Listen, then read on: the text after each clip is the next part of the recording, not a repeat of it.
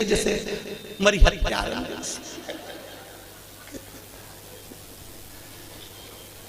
और फिर भी फोन लगा के पूछते थे, चाची जी पंडित जी कितनी बजे आएगा, पंडित जी कितनी बजे आएगा। और पहली पूजन पे चाय पी गई। पहली पूजन के बाद हमने पूछा, माता जी इसमें तो लिखा है कि दूध पिए तो बिल्ली बने, सोए तो अजगरी बने, बोले तो मेंढकी बने, तो तू तो चाय पी रही, किताब में चाय का नहीं लिखा।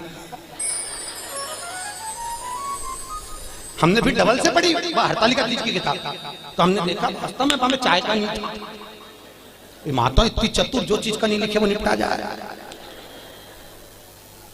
इसलिए किताब छापने वाले ने भी अच्छा करा, सब चीज लिख दी। सोए तो ऐसा, दूध पिए तो ऐसा, बेचारे को नहीं मालूम होगा कि चाय भी चलेगी, तो वो भी लिख देता। महाराज शिव करुणा सागर, उसके बराबर दुनिया में कोई करुणा नहीं कर सकता। राम जी की सेवा में तो ये भी चाहिए, वो भी चाहिए, और कृष्ण की सेवा में भी ये चाहिए, वो चाहिए, और शंकर की सेवा में तो पानी चढ़ाओ तो ठीक है, नहीं चढ़ाओ तो ठीक है, नहीं तो यहाँ तो शास्त्र कह रहा है मुझे कुछ भी प्रिय नहीं है। शिव कहते हैं मुझे केवल एक प्रिय है और वो सत्य प्रिय है, इसलिए सत्यम शिवम सुंदरम, मुझे सत्य प्रिय है। इसलिए जो मर जाता है उसको तोक के ले जाते हैं तो चिल्ला चिल्ला के जाते, राम नाम सत्य है। दुनिया के लोग इसलिए चिल्ला के ले जाते हैं कि इसको स्वीकार कर लेना, इसी ने सत्य बोला है, हम तो यूं ही झूठेले हैं ला रहे। हमारा काम तो इकट्ठा करके तुम्हारे यहाँ छोड़ना। असत्य नाम सत्यमय जीवन को जीव।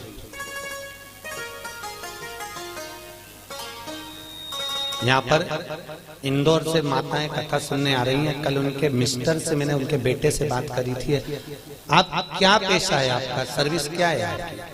कई इंदौर कोर्ट में हम वकील हैं। ठीक है,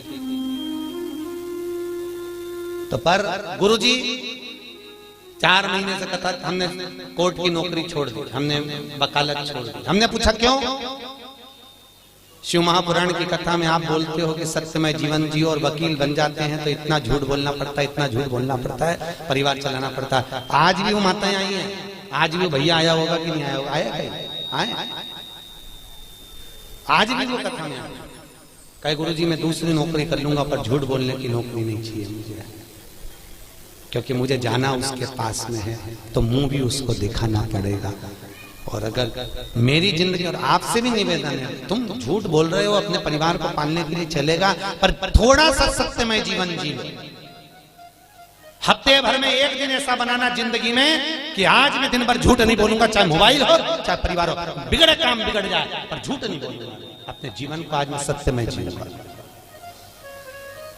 केवल सत्यनारायण की कथा कराने से, शंकर पे पानी चढ़ाने से शंकर नहीं मिलेगा भाई। थोड़ा जीवन को सत्य में जीना पड़ेगा। बहुत जीवन को तुमसे नहीं बनता, स्पष्ट कह दो मेरे से ये काम नहीं बनता, बनता तो करो सत्यमय जीवन जियो, झूठ नहीं, झूठ नहीं। मेरे को आता ही नहीं, जो आता वो आया, सामने आया, जो चीज है वो सामने। सत्यमय जीवन जियो, बहुत अच्छा लगेगा आपको। आपकी जिंदगी में आप सुंदरता प्राप्त करें। सत्यम शिवम सुंदरम, अगर सत्य बोलोगे तो शिव मिलेगा, और शिव मिल गया तो जीवन सुंदर हो जाएगा। क्यों जीना सत्यता में, क्यों जीना सत्य? असत्य के चक्कर में एक गांव के पंडित जी मर गए, बहुत विद्वान कथाकार, बड़े विद्वान प्रखर, और मर गए तो नरक में चले गए। अब गांव के 2-4 लोग और मर के नरक में गए, तो नरक में गए तो पंडित जी मिल गए। तो गांव के लोगों ने कहा, पंडित जी तुम तो हमारे गांव के इतने विद्वान पंडित जी थे, तुम तो खूब पूजन पाठ करते थे, फिर नरक कैसे चले गए? पंडित जी बोले, ये मैं खुद नरक नहीं आया, पत्नी के चक्कर में आया। तो पत्नी ने काहे का नरक भेज दिया तुमको? वो रोज तैयार होके आके मुझसे पूछती थी मैं कैसी लग रही, तो मुझे रोज कहना पड़ता था तू बहुत जोरदार लग रही, भले वो बेकार दिखे पर कहना तो अच्छा। तो ये झूठ बोलने के चक्कर में, तो माताओं से निवेदन है, आधे से ज्यादा पति तो तुम्हारे चक्कर में नरक जा रहे। जी जियो, तुम लोग पूछो ही मत करा करो कि मैं कैसी लग रही। और कहीं का पड़ गया एक आध माथा तो एक वो कहे ना, एक कहावत है ना, एक पति तैयार हो रहा था और पत्नी सज धज के, वो पति ऑफिस जा रहा जूता पहन के, और ये वहां आके खड़ी होगी, ए जी मैं कैसी लग रही, मैं कैसी लग रही। पति जूता बांध के जा रहा था ऑफिस, बेचारा बैग उठा के फिर पूछा, बोला तो सही में कैसी लग रही। पति बोला ऐसी लग रही जैसे हरी घास में भैंस चल रही।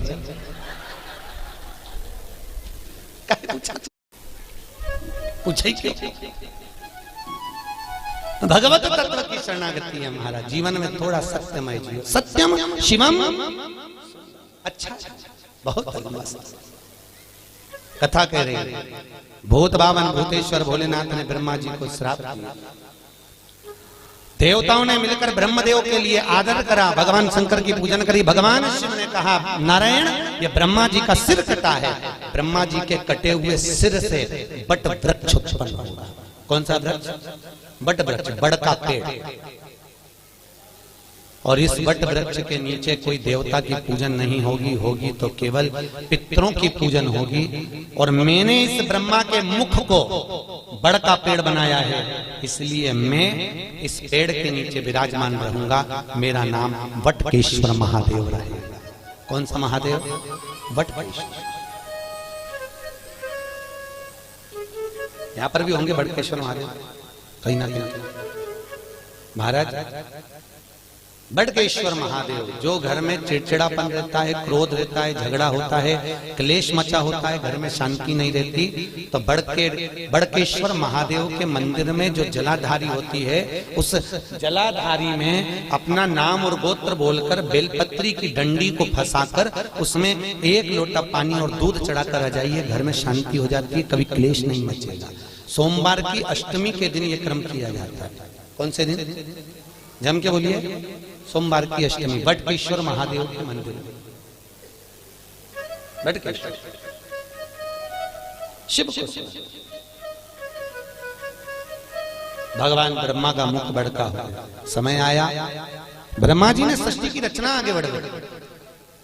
भगवान विष्णु ने ब्रह्मा जी से कहा, ब्रह्मदेव सृष्टि की रचना करिए। शंकर जी से पूछा, ब्रह्मा जी ने सृष्टि कैसी रचना है? भगवान भोलेनाथ ने अपना अर्धनारेश्वर स्वरूप का दर्शन दिया। आधा पुरुष आधा स्त्री, आधा शिव आधा पार्वती के रूप में भगवान दर्शन दिए और कहा, इस रूप को ब्रह्मा जी देख लो और ऐसी सृष्टि की रचना कर दो। आधे पुरुष आधे स्त्री बना दो। ब्रह्मा जी पुरुष और स्त्री का निर्माण कर रहे थे। उन्होंने कहा, शंकर जी ने कहा आधा पुरुष आधा स्त्री बना दो, तो ब्रह्मा जी ने दोनों को भेले करके बना दिया। शंकर जी और पार्वती जी का जो स्वरूप का दर्शन करा तो पुरुष और स्त्री को दोनों को जोड़कर बना दिया। जैसे जोड़कर बनाया तो ब्रह्मा जी ने चारों तरफ किन्नरी किन्नर उत्पन्न कर दिए। चारों तरफ किन्नरों की सृष्टि हो गई। सबसे पहली पृथ्वी पर अगर कोई सृष्टि की रचना हुई थी तो उसके निर्माता ब्रह्मा, और ब्रह्मा ने अगर पहली सृष्टि रची थी तो वो किन्नर की थी। किनकी सृष्टि थी? जम के बोलिए। किन्नरों की सृष्टि। चारों तरफ किन्नरी किन्नर हो गए। जब किन्नरी किन्नर चारों तरफ हो गए, इतने में वहीं से भगवान शंकर और भगवान विष्णु निकल कर आ रहे थे। भगवान विष्णु ने कहा, चलो प्रभु सृष्टि की रचना हो गई होगी, देख लेते हैं। भगवान नारायण ब्रह्म शंकर जी के साथ जैसे नीचे आए, आकर देखा तो किन्नरी किन्नर नजर आए। जैसे ही किन्नरों को देखा, इतने में भगवान विष्णु ठहाका लगाकर हंस दिए। भगवान शंकर को बुरा लग गया। शंकर जी ने कहा, नारायण तुम क्यों हंस रहे हो? अरे प्रभु, ब्रह्मा जी से कहा था सृष्टि की रचना करो, आधे पुरुष आधे स्त्री बनाना, उन्होंने जोड़कर बना दिया, दोनों को पुरुष स्त्री किन्नर बना दिया। शंकर भगवान बोले, गलती किससे नहीं होती? ब्रह्मा से गलती हुई है तो सबरेगा सुधरेगा। और ब्रह्मा जी से गलती हुई है, पर भगवान नारायण तुम इन किन्नरों पर हंसे हो, तुम्हें भी पृथ्वी पर जाकर किन्नर बनना पड़ेगा। किसको? जम के बोलिए। भगवान नारायण, तुम्हें पृथ्वी पर जाकर किन्नर बनना पड़ेगा। भगवान विष्णु ने क्षमा मांगी, प्रभु क्षमा कर दी। नहीं, शंकर जी बोले, आप हंसे हो इन किन्नरों पर, तो तुमको किन्नर तो बनना पड़ेगा। और याद करो वो चरित्र, जब भगवान विष्णु किन्नर बने थे। कथा सुनी होगी आपने महाभारत की, कि द्रौपदी को जब लेकर आए अर्जुन, और अर्जुन जब द्रौपदी को लेकर आए तो माता कुंती ने भोजन बनाते बनाते कह दिया, पांचों बांट दिया। अर्जुन ने कहा, द्रौपदी मेरी माँ ने कहा है तुम्हें 5 पतियों की पत्नी बनना पड़ेगा। द्रौपदी ने कहा, बन जाऊंगी, पर शर्त एक है, एक एक पति के साथ में 1-1 साल रहूंगी।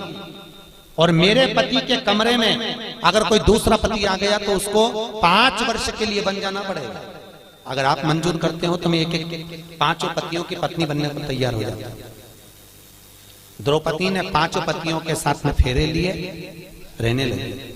आज भीम के साथ में द्रौपदी रह रही थी और भीम के साथ द्रौपदी रह रही, और इतने में अर्जुन के पास में एक ब्राह्मण आकर बोला, अरे महाराज मेरे बच्चे को शेर उठाकर ले गया, बचाइए मेरे बच्चे को। और इतने में अर्जुन गया, मेरा गांडीव कहाँ है? गांडीव तो भीम के कमरे में था। और अर्जुन गया और भीम के कमरे से गांडीव लेकर आ गया और लेकर आया, बच्चे को बचा लिया। पर द्रौपदी हाथ जोड़कर खड़ी हो गई, तुम्हें 5 साल के लिए वन जाना पड़ेगा। अर्जुन 5 वर्ष के लिए वन चले गए। नागों की कन्या उलूपी के साथ में अर्जुन ने शादी कर ली। अर्जुन का एक लड़का हो गया जिसका नाम था अरावन। क्या नाम था? जम के बोलो। अरावन। क्या नाम है? अरावन। अर्जुन का लड़का हो गया। अर्जुन वापिस आ गए। जब कौरव और पांडवों का युद्ध चालू हुआ तो कुरुक्षेत्र की भूमि, युद्ध की भूमि को प्रसन्न करने के लिए चंडी को प्रसन्न करना था। और चंडी को प्रसन्न करने के लिए नियम था कि जब युद्ध प्रारंभ होगा तो दोनों तरफ से परिवार में से एक एक बलि देना पड़ेगा किसी व्यक्ति की। कौरव तो खुश हो गए, हम तो 100 भाई, एक मर गया तो 99 बच जाएंगे। पर पांडवों का क्या होगा? 5 में से एक मर गया, 4 ही बच पाएंगे। भगवान कृष्ण को नींद नहीं आ रही, बेचैनी बनी हुई है। अर्जुन से कहा, अर्जुन तुम 5 में से मैं किसी को मरता हुआ नहीं देख सकता। अर्जुन ने कहा, स्वामी किसी को तो मरना पड़ेगा, बलि तो देना है चंडी को प्रसन्न करने के लिए परिवार का। कौन देगा बलि? एक मरना। अर्जुन याद कर, तू वन गया था तो तेरा लड़का हुआ था, तू जा उस लड़के को लेकर। अर्जुन गया वन में, जब तक लड़का बड़ा हो गया था रावण, उसको लेकर आ गया। रावण, हमें युद्ध में तुम्हारी जरूरत है। उसने कहा, पिताजी चिंता मत करो, मैं तुम्हारे लिए प्राण देने को तैयार हूं, मरने को तैयार हूं। रावण आया। भगवान द्वारकाधीश ने कहा, रावण तुम कहते हो कि मैं प्राण देने को तैयार हूं, तुम्हारे प्राण चाहिए। रावण कहता है, युद्ध के मैदान में मैं मरने को तैयार हूं दादा, मैं मर जाऊंगा। भगवान कृष्ण ने कहा, युद्ध के मैदान में तुमसे युद्ध नहीं लड़वाना, चंडी को प्रसन्न करने के लिए कौरव और पांडवों में से एक एक बलि जाना है। कौरव अपने भाई की बलि दे रहे हैं तो हमको तुम्हारी बलि देना है। रावण कहता है, दादा मरने को तैयार हूं, परंतु एक दिक्कत है। क्या? अगर मैं कुंवारा मर गया तो ना तो मुझे पिंड मिलेगा ना मुझे तर्पण मिलेगा। 16 सराद का भोजन कभी कुंवारे मरे हुए व्यक्ति को प्राप्त नहीं होता, जो कुंवारी अवस्था में मर गया। ना तो मुझे पिंड मिलेगा ना तर्पण मिलेगा। मैं आहूत बन जाऊंगा, मैं वासुक बन जाऊंगा, मैं फिरता फिरूंगा प्रेत योनि में, मेरी मुक्ति नहीं होगी। एक काम करिए, मेरी शादी कर दो, फिर मैं मर जाऊंगा। भगवान ने कहा, अर्जुन देखो कल इसकी बलि चढ़ना है और एक रात के लिए इसकी शादी करना है, जल्दी लड़की ढूंढो। पूरे हस्तिनापुर में लड़की ढूंढी पर लड़की नहीं मिली। रात्रि के 11 बज गई, कन्या प्राप्त नहीं हुई। भगवान को चिंता लग गई, अगर इसका विवाह नहीं होगा तो ये मरेगा नहीं, और मरेगा नहीं तो बलि कौन की चढ़े। तो भगवान कृष्ण को याद आया कि मुझे शंकर जी ने किन्नर बनने का श्राप दिया था। शंकर भगवान के वचन को निभाने के लिए भगवान एक रात के लिए उस रावण की पत्नी बन गए।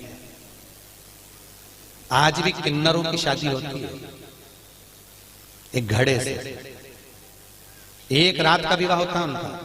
उस घड़े का नाम रहता है आरावन। क्या नाम है? किन्नरों के पति का नाम है आरावन।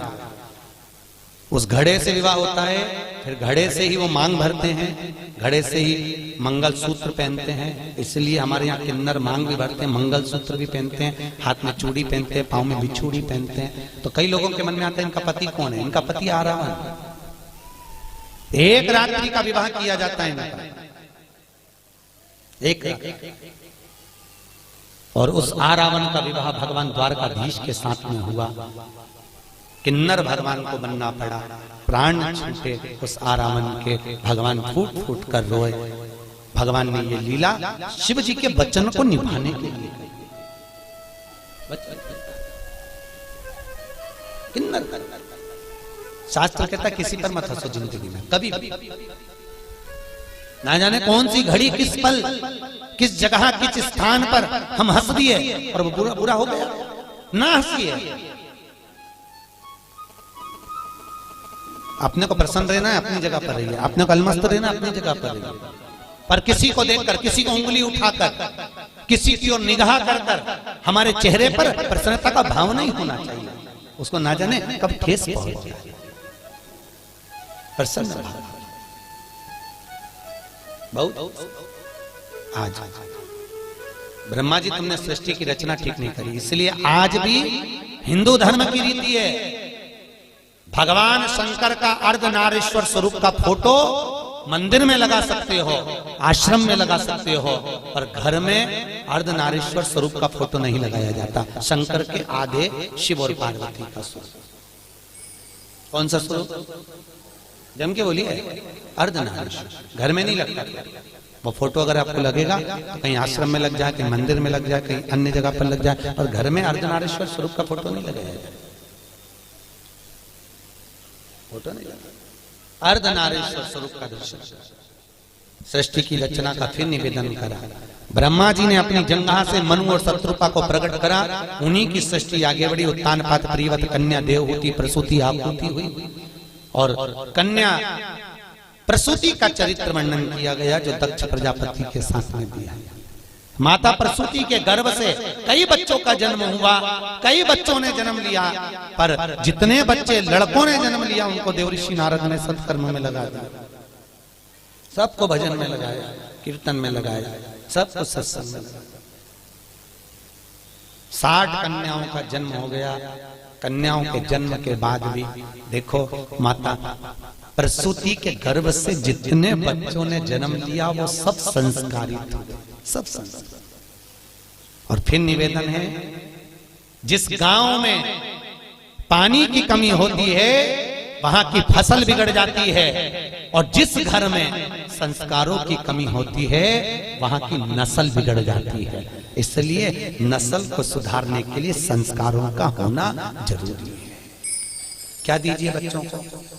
अरे बोलो तो, संस्कार श्रेष्ठ। क्यों कहते हैं कि बच्चों को गीता पढ़ाओ? कहीं के लिए कहते हैं? किस लिए कहते हैं? गीता पढ़ाने पर प्रेशर क्यों दिया जाता है? पढ़ाओ बच्चों को गीता। क्यों? आज घर के बच्चे अगर गीता पढ़ लेंगे तो कल ये बच्चे बड़े होकर कोर्ट में गीता पर हाथ नहीं रखेंगे। अगर आज इन्होंने पढ़ ली है तो कल इनको अदालत पर गीता में हाथ नहीं रखना पड़ेगा। इनको पढ़ाई, इनको संस्कार दीजिए। बच्चों को कार मत दो, क्योंकि बच्चों को कार दोगे तो वो बेच कर खा जाएंगे। बच्चों को संस्कार दोगे तो कारों की भी लाइन लगा देंगे।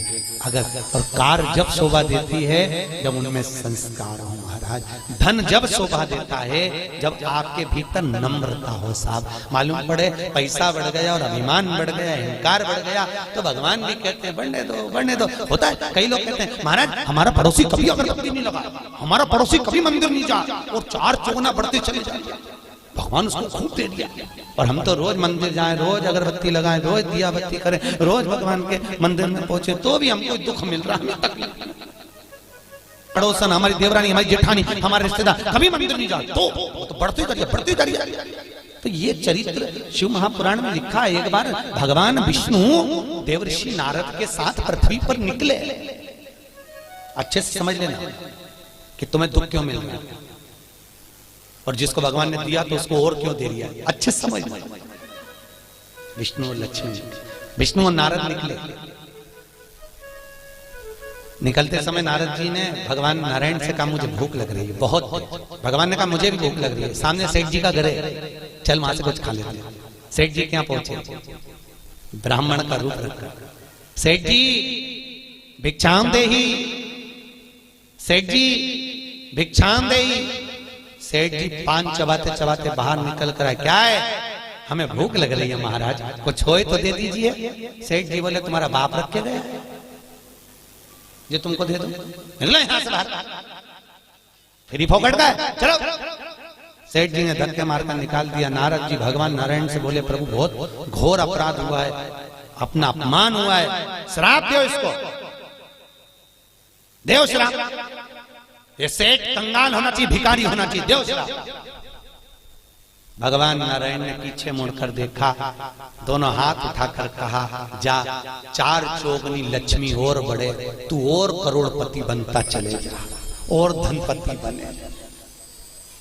देव ऋषि नारद ने भगवान विष्णु को देखकर कहा, उसने तुम्हारा अपमान करा, उसने तुम्हें अपशब्द कहा और तुम उसको क्या करो, 4 चौगनी लक्ष्मी और बढ़े, वो पहले से तो सेठ है और सेठ बन जाए। हाँ बनने दे, चल। नारद जी को बुरा लग गया और आगे गए। भगवान के भूख लग रही, क्या करें, सामने एक बुढ़िया का मकान था, झोपड़ा। आवाज लगा, माँ भैया हमको भूख लगी है। माता जी ने आकर आसन बिछाया, बिछाकर कहा, मैं तुम्हारे लिए पानी लाती हूँ। पानी लाई, क्या बात है, हमको भूख लग रही है। बूढ़ी अम्मा ने कहा, महाराज जी हमारे यहाँ तो कुछ है नहीं, केवल एक गाय है, उसी गाय का दूध मैं लेती हूँ, उसी गाय का दूध बचा है, तुम दोनों ले लो। अभी लाती हूँ। गौ माता का दूध लाकर भगवान नारायण और नारद को दिया, दोनों ने पिया, पीकर चले। नारद जी ने कहा, कितनी अच्छी माता है, कितनी सेवा करिए प्रभु, इसको आशीर्वाद दीजिए, खूब आगे बढ़े। बेचारी के यहाँ कुछ भी नहीं है, केवल एक गाय है, केवल एक गाय, आप आशीर्वाद दीजिए। भगवान ने पीछे पलट कर देखा, दोनों हाथ उठाकर भगवान विष्णु बोले, जा तेरी गाय मर जा, जा तेरी गाय मर जा। अब पहले से दुखी थी और दुख। देवऋषि नारद को बुरा लगा। नारद जी ने कहा, प्रभु जिसको तुमने अपशब्द कहना था उसको अपशब्द नहीं कहा, और बेचारी बुढ़िया ने तुमको दूध पिलाया, बेचारी बुढ़िया ने तुमको पानी पिलाया, और तुम उससे क्या कह रहे, उसकी एक गाय और वो भी मर जा, क्यों? भगवान बोले, नारद तू मेरी लीला कभी नहीं समझ सकता, नारद तो मेरी लीला को नहीं समझ पाएगा। नारद ये जो बुढ़िया है ना, ये दिन रात मेरा भजन करती है, दिन रात मुझको भजती है, और अंतिम में इसके जब प्राण छूटेंगे, अगर इसकी गाय जीवित रहेगी तो इसके प्राण उसमें अटके रह जाएंगे। मेरी गाय किसके पास जाएगी, कसाई नहीं काट दे ना जाने के, तो मैं इसके मरने से पहले इसका जंजाल मिटाना चाहता हूं, इसलिए मैंने कह दिया तेरी गाय मर जाए, तुम निर्मल मन से मेरे पास मेरी होकर तो दूसरा जन्म नहीं होगा। और सेठ जी को धन बढ़ने का इसलिए कहा, अभी तेरे पास धन था और करोड़पति बन जा, तू पैसे को जोड़ जोड़ के जो मरेगा तो सांप बन के उसी घर में बैठा रहेगा, मेरे पास तक नहीं आएगा, बैठे और जोड़ और बड़े और बाद में सब बड़े मेरे पास आएगा। इसको दिया। कई लोग हमको मकान दिखाने ले जाते महाराज, कई लोग जैन साहब, कई लोग मकान दिखाने ले जाते हैं, और मकान दिखाने जब ले जाते हैं तो ये हमारे बड़े बेटे का रूम है, अच्छा ये छोटे का बेडरूम, अच्छा और ये मंजिले, अच्छा ये बेटी का, महाराज ये रूम हमारा, अच्छा। और उसी रूम में हॉल में एक छिपकली चिपकी थी। कौन चिपकी थी? छिपकली। हमने छिपकली को देखा तो हमसे जजमान ने पूछा, महाराज आप रूम नहीं देख रहे, छिपकली को देख रहे। हमने कहा जैसे तुम कह रहे हो ये मेरा है, उसी तरह छिपकली भी कह रही ये मेरा है। ना जाने कौन तुम्हारे परिवार का, तुम्हारे कुल का, मेरा कहते कहते मर गया तो छिपकली बन गया, अभी भी नहीं छूट रहा, इसलिए माही चिपकी हुई है। उसको 25 बार भगा फिर आ जाता, मेरा घर मेरा घर। अब बताओ आप में से कौन कौन छिपकली बनना चाहता है?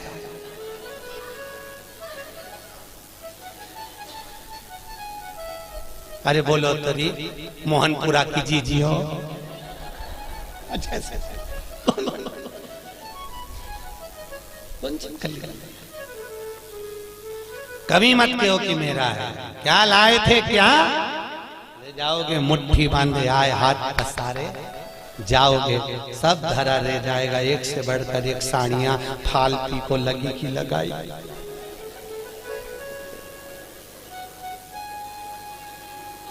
फिर जाते जाते ऊपर से याद आएगी पीली वाली, तो पीली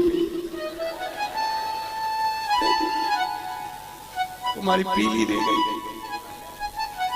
और यमराज से कहोगे मुझे 3-4 दिन और जिंदा कर दे, मैं पीली पहन लूं फिर मर जाऊं।